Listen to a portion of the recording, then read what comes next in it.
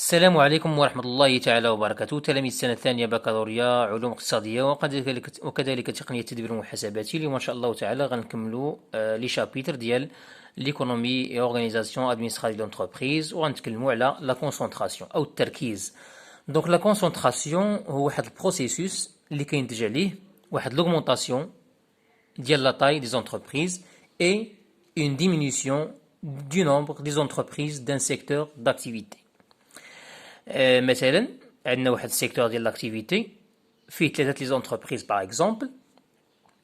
ملي كنديروا لا كونسونطراسيون هادشي غينتج عليه اختفاء مثلا ديال جوج لي زونتربريز وغتبقى شركه وحده مثلا.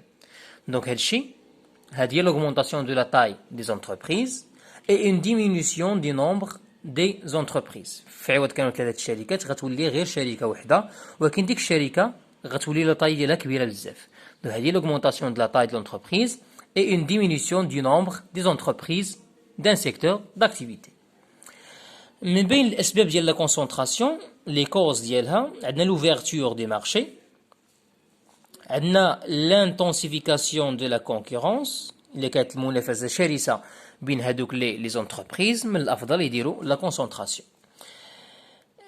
Le coût élevé des investissements immatériels et matériels، إلا كان التكاليف ديال الاستثمارات عاليه بزاف في هذاك لو سيكتور، في هذاك القطاع، من الاحسن يتعاونوا بيناتهم ويديروا لا كونسونطراسيون، شي اللي غينتج عليه شركه وحده كبيره، وبالتالي هادو لي زاكسيونير كاملين غيستافدوا من خلال هذيك التعاون بيناتهم على هادوك لي زانفيستيسمون اللي يعني التكلفه ديالهم مرتفعه بزاف.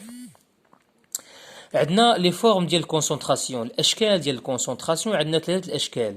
عندنا الكونغلوميرال، كونسونطراسيون كونغلوميرال، هنا كيكون لي زونتربريز عندهم دي زاكتيفيتي ديفيرونت، يعني كتكون الكونسونطراسيون بين شركات ما عندهمش نفس النشاط الاقتصادي او الانتاجي.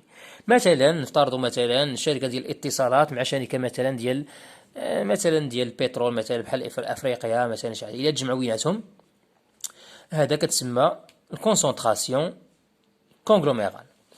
بالنسبه الكونسونطراسيون يعني لا فورم الثانيه هي كونسونطراسيون اوريزونتال، هنا كيكون زاكتيفيتي دي زونتربريز هو التجمع ديال لي زونتربريز اللي عندهم نفس النشاط الاقتصادي او نفس النشاط الاجتماعي، عفوا نفس النشاط الانتاجي، نفس لاكتيفيتي برودكتيف.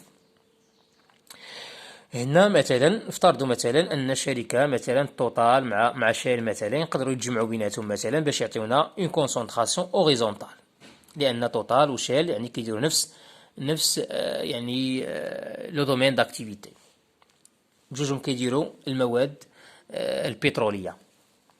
وعندنا الكونسونطراسيون فيرتيكال، هنا لي زونتربريز هو تجمع ديال زونتربريز اللي كيديروا انشطه تكميليه فيما بعضهم. مثلا ميشلان مع ايفيا، ميشلان يعني واحد الشركه اللي كتصنع لي بنو، ولكن ايفيا كتصوب يعني ديك الماده اللي كيتصنعوا منها لي بنو يعني الكاوتشو، يعني الى تجمعوا بجوج هذا كتسمى اون كونسونطراسيون فيرتيكال. دونك كونغلوميرال اوريزونتال فيرتيكال. عندنا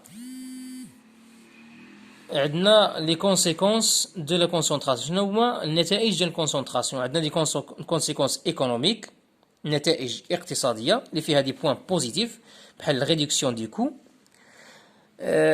بحال ليفي دو سينيرجي. وعندنا دي كونسيكونس نيجاتيف متعلقين بلي كونسيكونس ايكونوميك، عندنا l'augmentation de la bureaucratie et la réduction de la flexibilité.